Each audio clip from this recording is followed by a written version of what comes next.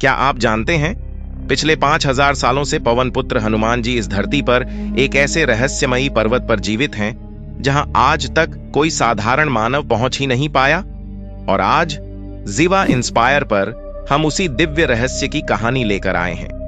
मित्रों, रामायण काल से ही एक बात कही जाती है, जिनके हृदय में राम बसे वो अमर हो जाते हैं। और इसी कारण बजरंगबली 8 चिरंजीवियों में से एक हैं।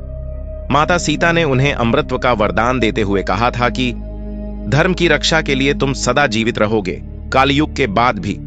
इसी आदेश के कारण हनुमान जी आज भी इस पृथ्वी पर जीवित हैं। लेकिन सवाल यह है, तो दोस्तों, शास्त्र बताते हैं कि आज भी हनुमान जी दिव्य शरीर सहित गंधमादन पर्वत पर निवास करते हैं।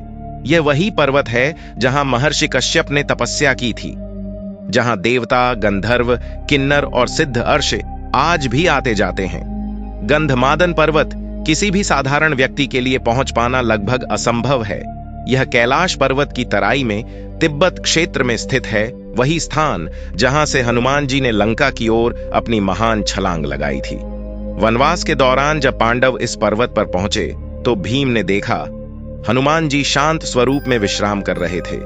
भीम ने उनसे कहा, मार्ग से अपनी पूंछ हटा लें। हनुमान जी मुस्कुराए, तुम स्वयं ही इसे हटा लो। भीम ने अपनी पूरी ताकत लगा दी, लेकिन पूंछ हिली तक नहीं। यहीं पर भीम का अभिमान टूट गया।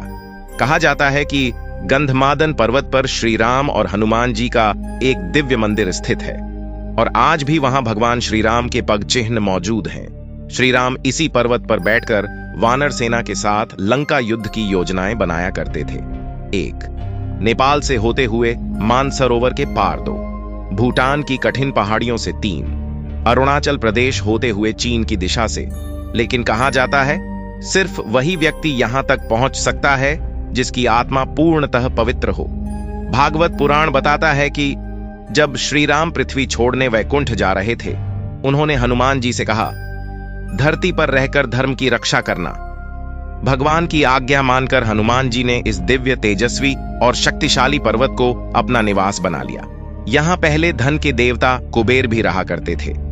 दोस्तों, जीवा इंस्पायर आपको यही याद दिलाना चाहता है, जहां भक्ति होती है वहां शक्ति रहती है, और जहां शक्ति रहती है वहां हनुमान हमेशा उपस्थित रहते हैं। अगर यह कहानी आपको पसंद आई हो तो इसे दूसरों तक जरूर पहुंचाइए। हम फिर मिलेंगे एक और प्रेरणादायक और रहस्यमयी कथा के साथ।